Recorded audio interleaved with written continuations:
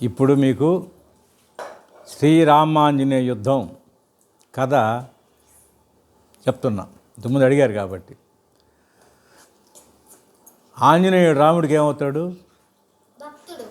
చప్పట్లు కొట్టండి. పరమభక్తుడు. ఆయన ఎప్పుడు రామ్ రామ్ రామ్ అని అంటూనే ఉంటాడు. ఆయనకి ఇంక పెళ్ళి లేదు, పెటాకులు లేదు, వేరే ధ్యాస లేదు, ఎప్పుడు రామనామం జపిస్తూ ఉంటాడు. ఒకరోజు కైలాసంలో శివుడు పార్వతికి ఒక వాదన జరగద్ది. ఏమని?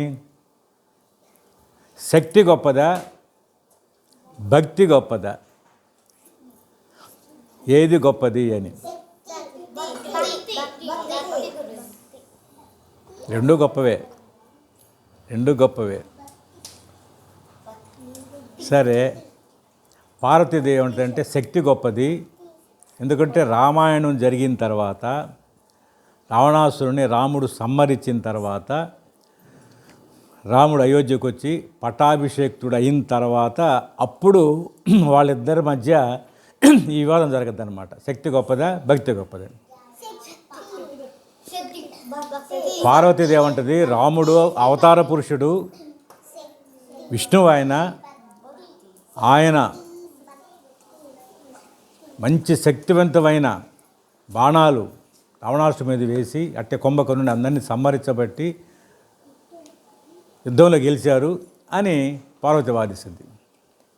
శివుడు ఏమంటాడు, ఆంజనేయ స్వామి సహాయం లేకపోతే రాముడికి కూడా యుద్ధంలో విజయం సాధించడం కష్టము. ఎందుకంటే లక్ష్మణుడు యుద్ధంలో మూర్చబడిపోతాడు, చనిపోయి ఉంటారు అందరూ. అప్పుడు ఆయన కాపాడింది ఎవరు? సంజీవిని తీసుకొచ్చి హనుమంతుడు లక్ష్మణుని కాపాడుతాడు. లక్ష్మణుడు లేకపోతే ఇంక రాముడు లేడు. రాముడు కూడా ఏడుస్తూ ఉంటాడు, ఆహా తమ్ముడు అనేసి. కాబట్టి అదొకటి. వారధిని కడతారు కదా, దాన్ని ఎవరు కట్టింది? హనుమంతుడు, వానరులు వారధిని ఇస్తారు. తర్వాత రాముడు లక్ష్మణుడు ఇద్దరే వచ్చింది కిష్కిందకి. అప్పుడు సుగ్రీవుడు అంటే హనుమంతుడు రాజు అన్నమాట. సుగ్రీవుడు, పెద్ద వానర సైన్యం, నీలుడు, అంగదుడు అనే మహాపరాక్రమవంతులు, జాంబవంతుడు, వీళ్ళంతా ఏంటంటే మహావీరులంతా కలిసి రావణాసురుడిని సంహరించేదానికి, యుద్ధంలో విజయం సాధించేదానికి వీళ్ళు సహాయం చేశారన్నమాట. కాబట్టి వాళ్ళ లేకపోతే రాముడు గెలవలేడు. రాముడు కూడా శక్తివంతుడైనా కూడా వానరుల సహాయం పొందాడు. ఇది వాళ్ళిద్దరి మధ్య వాదన అన్నమాట. సరే, వాళ్ళకు ఒక పరీక్ష పెడుతుంది పార్వతి. మాతంగి అనే ఒక ఆమె మంచి శక్తిపురాలన్నమాట. ఆమెని నియమిస్తుంది ఈ పనిలో. నీకు పరీక్ష పెడతాను, మేము చెప్పినట్టు చెయ్యి అని చెప్పింది అనమాట. యయాతి అని ఒక మహారాజు ఉంటాడు, కాశీ దేశానికి ఆయన మహారాజు. యయాతి అనే అతను రాముడికి పరమభక్తుడు అనమాట. అంటే రాముడికి ఆంజనేయ స్వామికి తగు పెట్టాలా, అది కారణం. ఎట్ట పెట్టాలనేసి ఈ యయాతిని ఒక పావులాగా వాడుకుంటారు అన్నమాట. సరే, ఈ మాతంగానే ఏం చేస్తుంది, ఒక రాక్షసలాగా అయిపోయి కాశీలోకి వెళ్ళి గందరగోళం చేస్తుంటుంది. తర్వాత ప్రళయం సృష్టించేస్తుంది. తర్వాత గందరగోళం చేసి జనాలంతా భీతి ఎదురట్టు చేస్తుంటారు అన్నమాట. అప్పుడు యయాతి ధనస్సు బాణం తీసుకొని ఈ మాతంగి అంటే రాక్షసలాగా అయిపోయింది కదా, ఎండబడుతుంటాడు. బాణాలు వేస్తూ ఉంటాడు. ఏం కాదు, బాణాలు మాయమైపోతుంటాయి.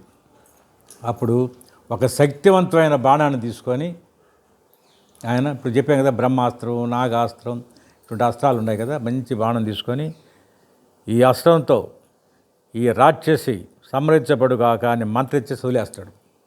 అయినా కూడా శివపార్వతులు నియమించినా కూడా ఆమెకేం కాదు. ఆమె ఏం చేస్తుంది, పరిగిస్తా బాణం తప్పించుకుంటా ఒక మంచి స్త్రీలాగా అయిపోయి, ఒక పల్లెటూరు స్త్రీలాగా ఒక ఆశ్రమంలో విశ్వామిత్రుడు, వశిష్ఠుడు తపస్సు చేసుకుంటారు అన్నమాట. విశ్వామిత్రుడి కాళ్ళ మీద పడిపోద్ది, రక్షించు రక్షించని. తర్వాత విశ్వామిత్రుడు ఋషి కదా ఆయన, నీకు అభయం ఇస్తున్నాను అంటాడు. అని అంటాడు. యయాతి బాణం వేసిల్లా ఆ బాణం వచ్చి ఈమె గుచ్చుకోవటం, ఈమె చనిపోవటం అన్నీ జరిగిపోతాయి. అంటే మాయ అన్నమాట ఇదంతే. విశ్వామిత్రుడు కోపం వచ్చేస్తుంది, ఆగ్గుడైపోతాడు. ఈ లోపల యయాతి ఎత్తుకుంటూ వస్తే ఈ స్త్రీ ఆడ పడిపోయి ఉంటుంది. ఆయన చూడ్డు. ముందుగా ఆయన ఆశ్రమం రాగానే వశిష్ఠుడు తపస్సు చేసుకుంటుంటాడు.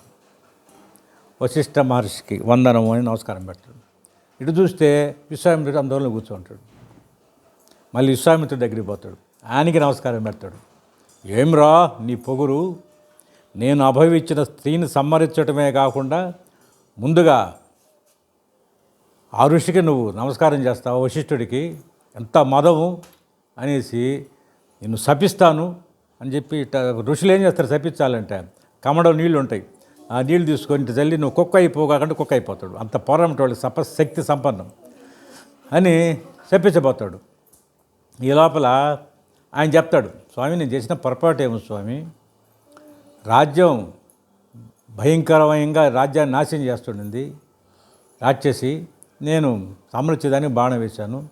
నేను ఆశ్రమం రాగానే మొట్టమొదట వశిష్ఠ మహర్షి అప్పుడు నమస్కారం పెట్టాను, తర్వాత మీరు అప్పుడు మీకు నమస్కారం పెట్టాను చెప్పి పాప ఆయన చెప్పుకుంటాడు రాజు. మా మీదే వాదన అనేసి చెప్పించబోతాడు. నారదుడు అని ఉన్నాడు ఒక ఆయన, చెప్పాను కదా మీకు, మూడులోకాలు తిరుగుతుంటాడు. ఆయన ఎక్కడ ఏం జరిగితే వస్తున్నాడు, తగులు పెడుతుంటాడు. కానీ ఆయన చేసే పని లోక కళ్యాణార్థం అనమాట. ఆయన వచ్చి ఆగు ఆగు ఆగు అంటాడు విశ్వామిత్రుడిని. ఏమంటాడు, నీ తపశ్శక్తి శపించి నువ్వు ఎందుకు స్వామి వృధా చేసుకుంటావు అంటే, శపించాడు అనుకో ఆయన తపస్సు చేసిన ఫలం కొంత పోద్ది అనమాట. మనకంతా రాజు ఉన్నాడు రాముడి దగ్గరికి వెళ్దాము, నువ్వు రాముడి కాడికి వెళ్ళు, రాముడిని శిష్యుడే కదా, రాముని ఎడితే ఏతని సమరిచేస్తాడు కదా, నీకెందుకు నువ్వు ఇట్లా తపశ్శక్తి పాడు చేసుకోవటం అని చెప్పేలేక నిజమేనని చెప్పి విశ్వామిత్రుడు ఏం చేస్తాడు, నేరుగా రాముడి కాడికి పోతాడు. శ్రీరామ అంటాడు, చెప్పు మహర్షి అంటాడు, నేను నేను ఒక కోరిక కోరుతున్నాను, నువ్వు చేయాలంటాడు. కోరిక ఏంది స్వామి, నువ్వు ఆజ్ఞాపించు స్వామి, నువ్వు నా గురువు అంటే విశ్వామిత్రుడే రాముల వారికి అస్త్రాలు శస్త్రాలు అని నేర్పించాడు అనమాట. యయాతిని వధించాలంటాడు.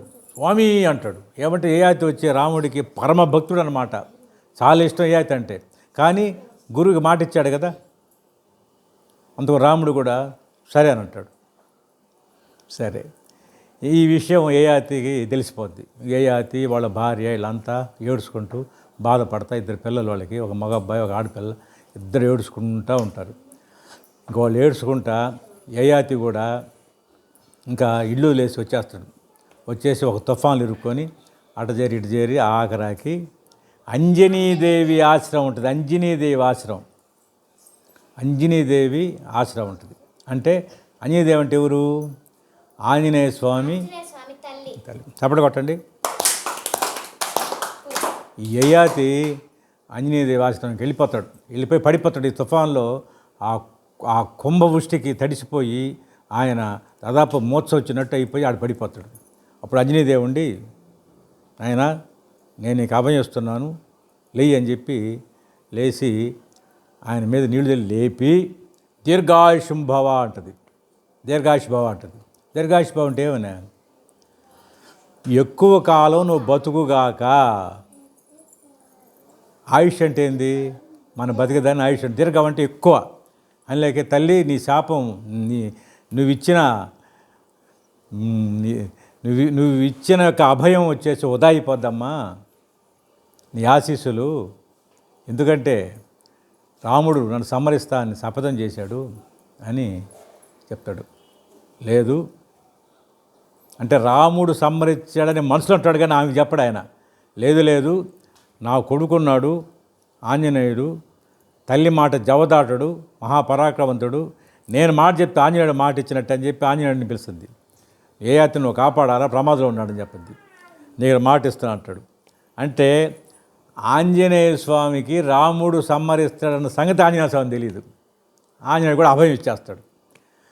అంత అయిపోయిన తర్వాత అసలు ఏంది అంటాడు. అప్పుడు చెప్తాడు, రాముడు నన్ను సంహరిస్తా అని చెప్పాడు.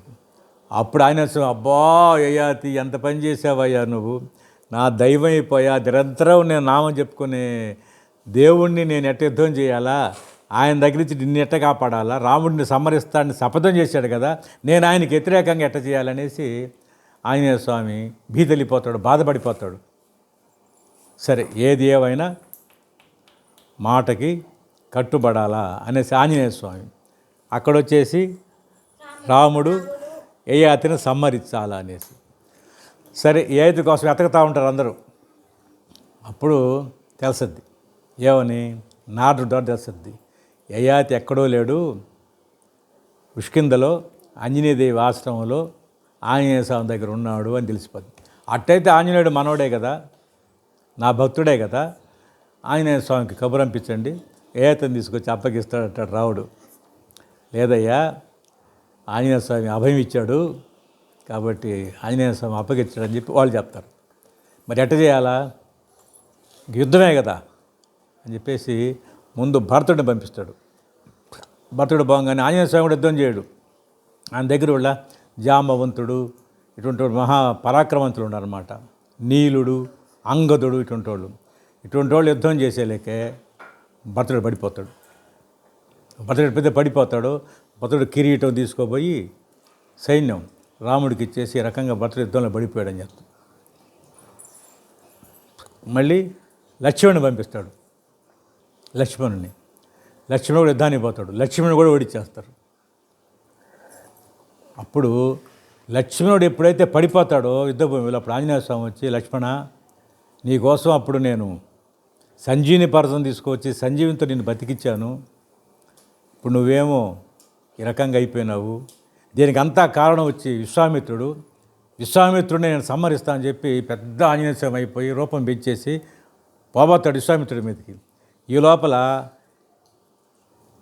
శ్రీరాముల వారు రథంలో వస్తుంటాడు యుద్ధం చేయడానికి. ఎవరి మీద? ఆంజనేయ స్వామిని. ఆగిపోతాడు. మా స్వామి వచ్చాడు అని చెప్పి ఆయన్ని పూజిస్తూ కొలుస్తూ స్తోత్రాలు పాడుతూ ఆయన మీద పాటలు పాడుతూ జపించుకుంటా దండాలు పెడతా ఉంటాడు. సరే ఆంజనేయ, యయాతిని అప్పగించు అంటాడు.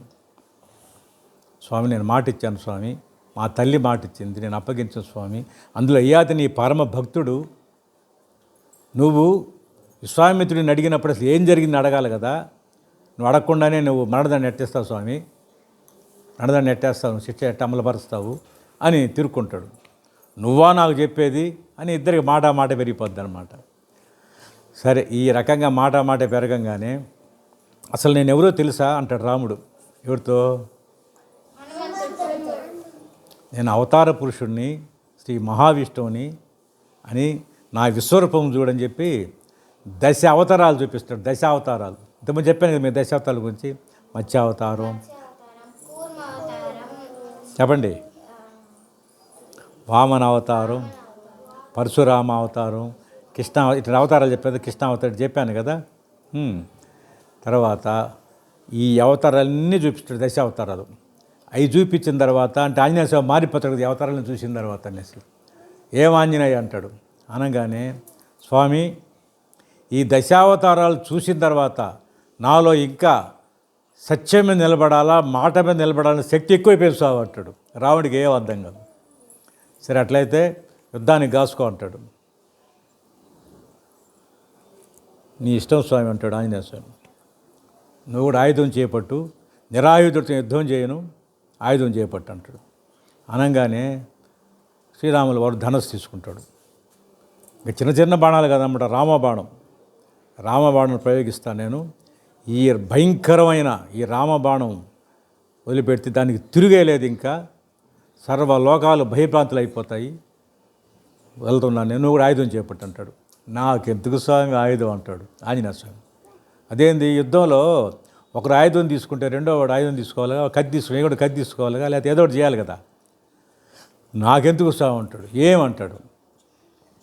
నా మనసే ధనస్సు స్వామి, నా మనసే ధనస్సు, రామనామమే బాణం, నీ నామ జపమే కవచం, కాబట్టి నేను నీ నామాన్ని స్మరిస్తూనే ఉంటాను, నీ నామాన్ని స్మరిస్తూ ఉంటాను అని ఏమంటాడు తెలుసా?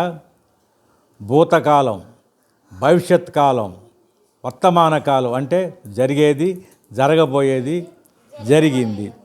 ఈ 3 కాలాలతోటి ఉన్న 3 కాలాల సంబంధించిన రామనామ పవిత్రతను, వైభవాన్ని, గొప్పతనాన్ని దీని అన్నింటినీ రంగిలించి నేను నీ మీద ఆయుధంగా ఉపయోగిస్తాను అంటాడు. అనేసి ఏం చేస్తాడు, రాముల వారు బాణం రెడీగా ఉంటాడు వేసేదానికి. ఆంజనేయ స్వామి ఏం చేస్తాడు, కళ్ళు మూసుకొని రామ్ రామ్ రామ్ రామ్ అంటాడు. ఆంజనేయ స్వామి రామ్ రామ్ రామ్ అంటూ ఉంటాడు. ఆయన హృదయంలో నుంచి ఒక రకమైన శక్తి బయటకు వస్తూ ఉంటుంది. అక్కడ రాముల వారు ఏం చేస్తాడు, రామబాణం వేస్తాడు. ఈ రామబాణము ఆంజనేయ స్వామి హృదయంలో నుంచి వచ్చిన శక్తి, ఈ 2 వచ్చేసి కొట్టుకుంటూ ఉంటాయి. 2 ఒకదానికొకటి సంధానం అవుతుంటాయి. కానీ దేన్ని ఏం చేయలేదు, ఏది గెలవలేదు. దాని ప్రభావం ఏం చేస్తుందంటే 3 లోకాలను భయపాంతులు చేసేస్తాయి. సముద్రాలు పొంగిపోతాయి, పర్వతాలు కూలిపోతాయి, జనాలు ప్రళయం అనమాట. అంత వాటి యొక్క శక్తి అంత ప్రళయం వచ్చేస్తుంది. అప్పుడు ముల్లోకాలు అల్లాడేలేకే అప్పుడు శివపార్వతులు అట్లా విశ్వామిత్రుడు వాళ్ళందరూ శ్రీరాముడి కాడికి ఆంజనేయ స్వామి కాడికి వచ్చి, అయ్యా ఇదంతా మేము భక్తి గొప్పదా, శక్తి గొప్పదా అని మేము ఆడిన నాటకము అని చెప్పి శివుడు, పార్వతి, రాముల వారికి, యయాతికి అందరికి ప్రత్యక్షమయ్యి భక్తి గొప్పదా, శక్తి గొప్పదా అని పరీక్ష పెట్టాము. ఇప్పుడు శక్తి గొప్పది, భక్తి గొప్పది. రామనామము, రామ బాణం ఎంతో అంత పవిత్రమైనది రామనామము అని ఆ రామనామము యొక్క శక్తిని గురించి ఈ శివపార్వతులు తెలియపరుస్తున్నారు లోకానికి. దీంట్లో విష్ణు సహస్రనామంలో ఒక శ్లోకం ఉంది.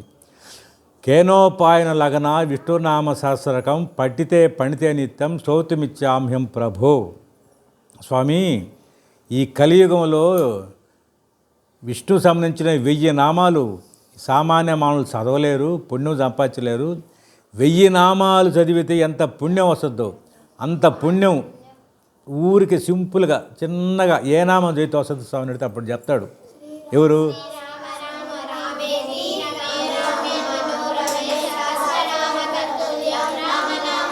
Very good. ఎవరు చెప్తారు? ఎవరు చెప్పేది ఆ మాట? చెప్తాడు. అంటే ఈ రామ రామ రామ అని ఆ రామనామంలో రమిస్తున్నాను. అందమైన ఓ పార్వతి, శ్రీరామ రామ రామేతి రమే రామే మనోరమే సహస్రనామ తత్పుల్యం. 1000 నామాలు విష్ణు సహస్రనామాలు, విష్ణు షట్కారో భూత పదు భూతకోత ఇటువంటి 1000 నామాలు. ఈ నామాలు చదివితే ఎంత పుణ్యమో శ్రీరామ అని చదివితే అంత పుణ్యము. అందుకని మనం ప్రతిరోజు కూడా ఏం చదవాలా?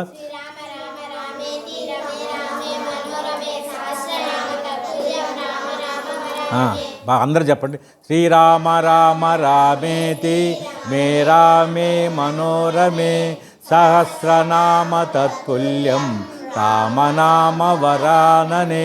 శ్రీరామచంద్రమూర్తికి, శ్రీ ఆంజనేయ స్వామికి హరి ఓం.